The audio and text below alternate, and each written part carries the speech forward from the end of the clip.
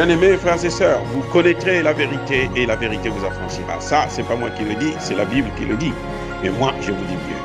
Vous connaîtrez la vérité historique, notamment celle de vos ancêtres kémites, et vous aurez une vision globale de ce que c'est que la vraie souveraineté politique. J'ajoute, vous reviendrez à la spiritualité africaine ancestrale et vous comprendrez les enjeux de l'indépendance économique. Et pour terminer, vous accepterez votre identité culturelle kémite et vous obtiendrez deux choses. La première, c'est la paix. La seconde, c'est le développement, à une condition. L'unité de toute l'Afrique noire, l'unité de tous les Noirs du monde entier. Otep à tous, bienvenue sur la chaîne des panafricanistes par essence, par conviction et par excellence. Celle des citoyens kémites par nécessité et obligation de combat. Nous sommes une chaîne qui n'est guidée que par nos ancêtres et rien que par les ancêtres qui appartiennent à l'égrégore du monde noir. Par conséquent, nous ne croyons en aucun Dieu venu de l'étranger. Toutefois, cette vidéo n'est aucunement destinée à inciter à la haine ou à la violence, car nous menons un combat qui est d'abord et avant tout spirituel, intellectuel et démocratique. Ensuite, il est politique, géopolitique et géostratégique. Contre l'impérialisme, le colonialisme, le néocolonialisme et l'endocoloniat, qui sont tous qualifiés de crimes contre l'humanité. Nous menons ce combat sur la base du principe fondamental que nous avons hérité de nos ancêtres kémites, qui est celui de la Mahat, c'est-à-dire solidarité, vérité et justice. Vous êtes donc en droit de connaître la vérité, et nous avons l'obligation de vous dire la vérité, rien que la vérité, afin que justice soit rendue au continent africain. Et ça, c'est notre modeste contribution dans cette noble lutte en faveur de la souveraineté, la dignité, la solidarité et l'unité africaine. C'est exactement ça que nous appelons le panafricanisme. Bien-aimés frères et sœurs, le Mali vient de couper le bras de la France au Conseil de sécurité en tout ce qui concerne les dossiers maliens. Le Mali vient de paralyser la France. C'est vrai que la France est dans une coalition avec les pays de l'OTAN et tous les autres pays occidentaux. Mais en tout cas, le Mali a frappé fort. Le Mali vient de enlever à la France son droit de rédiger, de préparer les résolutions du Conseil de sécurité concernant le Mali.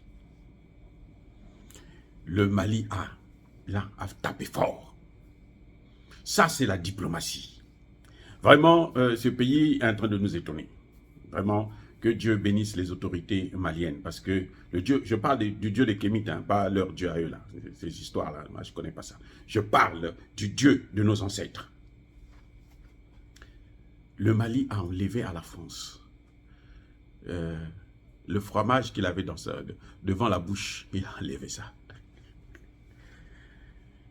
La France a toujours été le pen holder, c'est-à-dire la porte-plume, ou le porte-plume, la porte-plume je pense,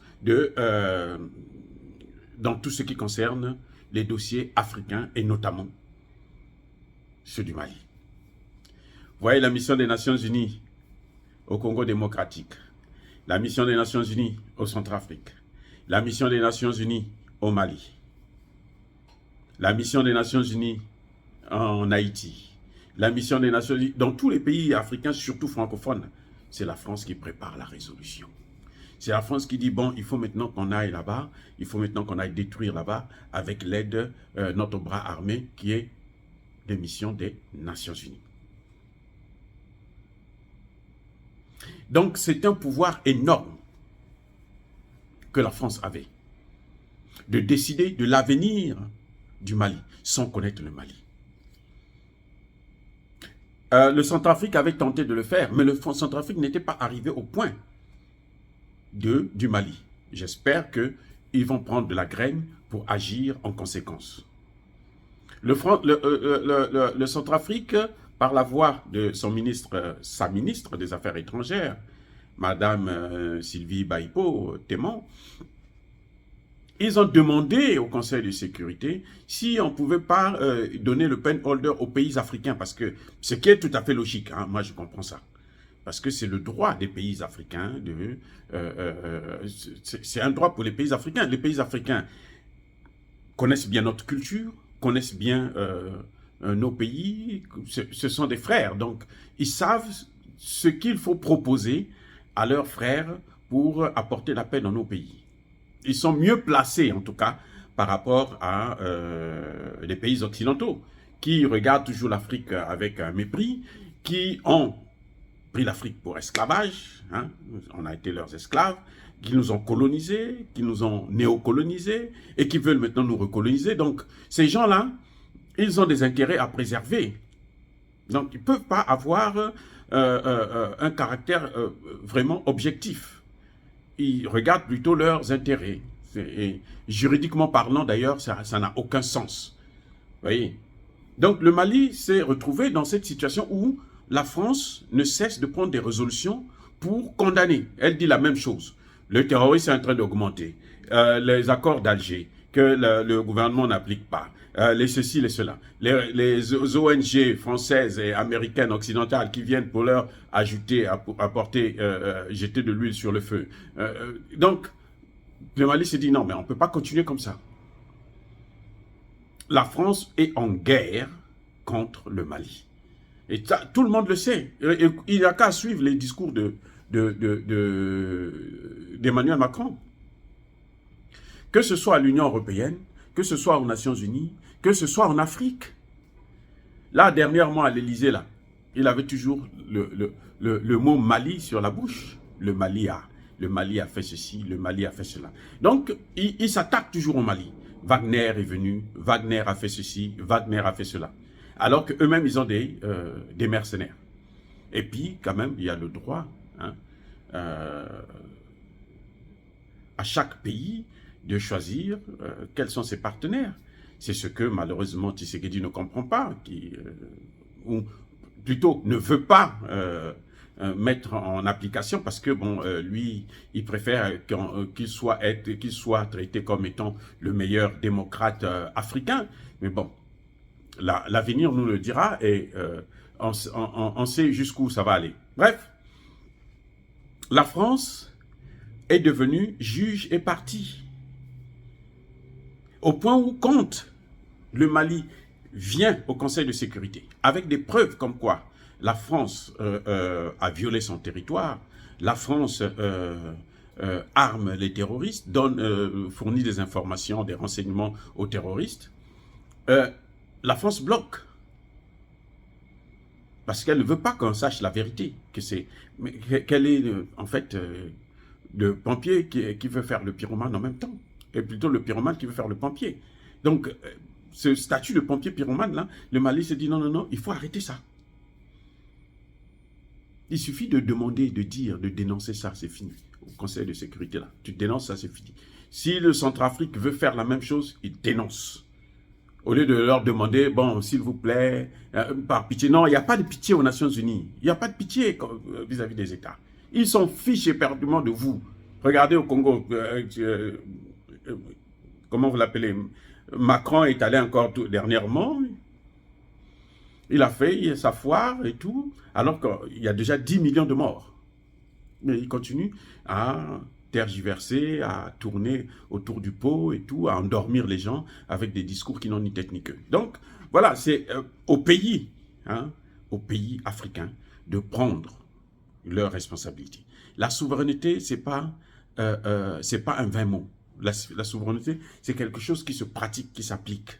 Si vous ne pratiquez pas, si vous ne mettez pas en œuvre, vous n'exercez pas votre souveraineté, vous ne serez jamais souverain. C'est tout. Donc, le Mali est en train d'utiliser son droit, sa souveraineté, pour dire que non, nous avons affaire à ce pays. Le pays-là ne peut pas être encore celui-là qui va trouver des bonnes choses pour nous. Il n'y a plus d'objectivité, ce n'est pas possible. Ce n'est pas possible. Ce n'est pas possible. Chaque fois que les deux représentants, celui de la France et du Mali, se rencontrent au Conseil de sécurité, il y a toujours un crash. Puisque la France ne veut pas lâcher le morceau. La France continue à dire les mêmes bêtises. Le Mali est occupé, le terrorisme ne fait qu'augmenter, Wagner, la Russie, et ceci, non. Si la France veut faire la guerre contre la Russie, elle n'a qu'à aller en Ukraine. C'est aussi simple que ça.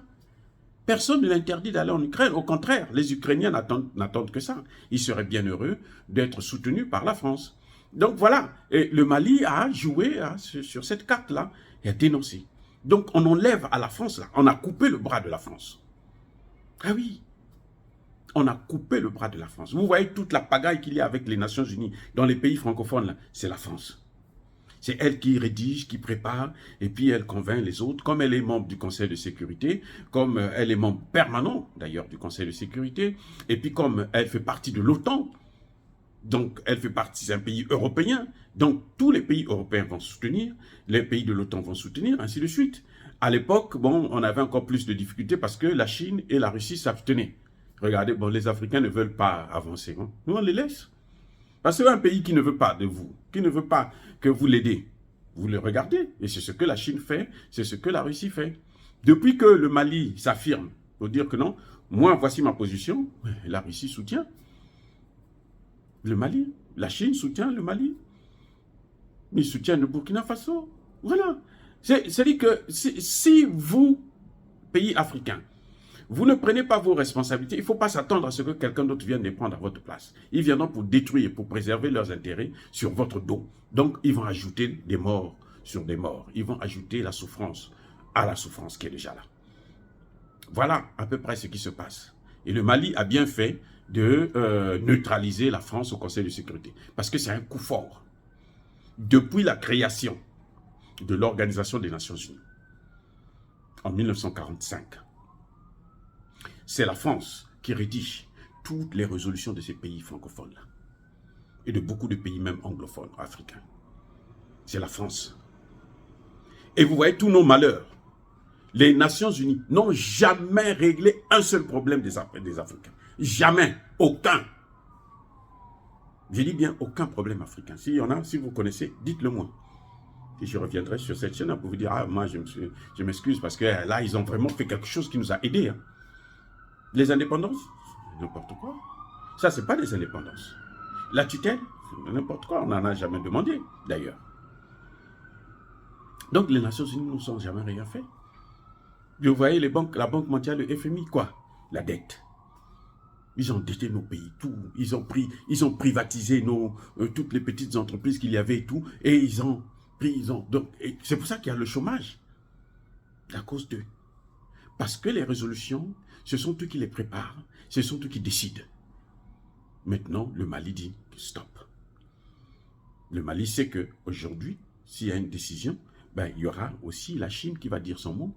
La Russie aura son mot à dire et ils peuvent mettre le veto. Si la Chine peut être corrompue, parce que la Chine, eux, quand leurs intérêts sont menacés, là, c'est pas évident, hein. C'est vrai, les Russes aussi, mais les Russes, quand ils ont, c'est des gens de principe, ils ont une conviction, ils savent que non, il faut la souveraineté, il faut l'indépendance de ces pays, on ne va pas échanger ça, quelles que soient les circonstances. Nous, on ne rentre pas dedans. Ou nous, on s'abstient, ou bien nous, on ne rentre pas dedans. On ne va pas les soutenir. Le cas de la Libye. Et la Libye, le problème, c'est que la Russie avait tenté d'expliquer à Kadhafi ce qui se passait, mais bon, malheureusement, il n'avait pas pris toutes les précautions, il croyait, il s'était fait avoir, comme Tshisekedi est en train de se faire avoir par Macron, il s'était fait avoir par Sarkozy. Voilà, bien-aimés frères et sœurs, dire cela, c'est inciter à la haine ou à la violence, non. Il y a pas colère, il y a malheur. Encore une fois, bien-aimés frères et sœurs, soyez bénis, abondamment bénis, je persiste et je signe, par le Dieu des Kémites et par nos ancêtres angélisés. Mais que tous ceux qui persécutent le continent africain le déstabilisent et le pillent, qu'ils soient maudits, punis, foudroyés, neutralisés par ce Dieu des Kémites et par nos ancêtres angélisés. Vive l'Afrique éternelle, j'ai dit et j'assume.